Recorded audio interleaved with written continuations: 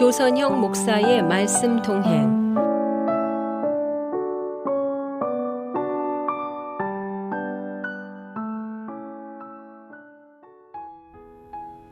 올여름 다녀올 단기 선교지를 정했습니다. 선교지를 정하는 과정부터 교회 많은 분들이 함께 참여했는데요. 그 과정에서 모든 참여자들의 관심은 하나님의 뜻에 있었습니다. 과연 하나님께서 올해 우리를 인도하실 선교지가 어디일까? 하나님의 마음은 어디에 있을까 하는 것을 구했죠.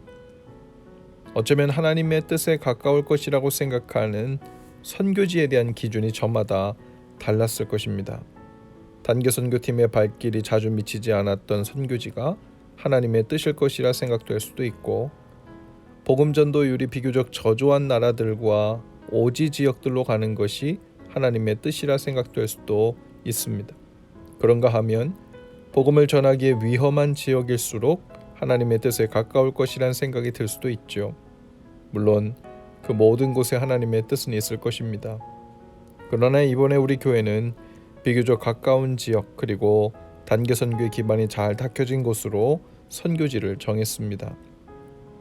올해에는 선교를 경험해 보지 못한 성도들에게 비교적 쉽게 선교를 경험해 보는 기회를 주어 선교에 눈을 뜨게 해주는 것에 초점을 맞추자고 마음을 모았지요. 올해는 이것이 저희 교회의 단기 선교를 향한 하나님의 뜻이라 믿기 때문입니다. 이런 결정을 할 수 있는 성도들이 자랑스럽습니다. 큰 희생과 헌신을 들여 위험한 오지까지 가서 복음을 전하는 것도 중요하지만 주님의 뜻이 생각보다 가깝고 잘 닦여진 길에도 있을 수 있다는 열린 마음을 갖는 것은 더욱 중요한 일입니다. 때론 독립투사처럼 비장한 마음을 가지고 복음을 전하러 가는 길도 복되지만, 마치 슬리퍼를 신고 이웃에게 가서 복음을 전하는 길에도 주님의 비장한 뜻이 있음을 믿는 것이 건강한 선교관일 것입니다. 땅끝까지 가서 복음을 전하기도 해야 하지만 때로는 유대와 사마리아와 같은 길에도 주님은 함께 하시죠. 우리는 흔히 하나님의 뜻이 있을 법한 조건이나 경계를 스스로 제한하려는 경향이 있습니다.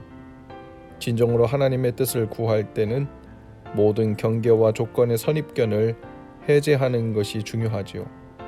모든 가능성을 열어두는 것이 우선입니다. 주님께서 언제 어디서 어떤 방법으로든 우리를 사용하실 수 있도록 모든 것에 열려 있을 때 하나님의 뜻에 더 가까워질 것입니다. 사도행전 16장 6절과 7절 말씀입니다.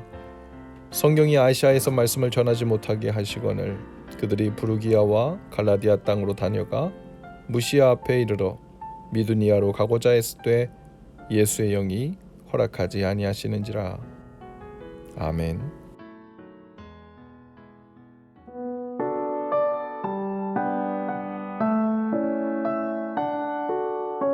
지금까지 시카고 예수사랑교회를 섬기시는 조선형 목사의 말씀 동행이었습니다.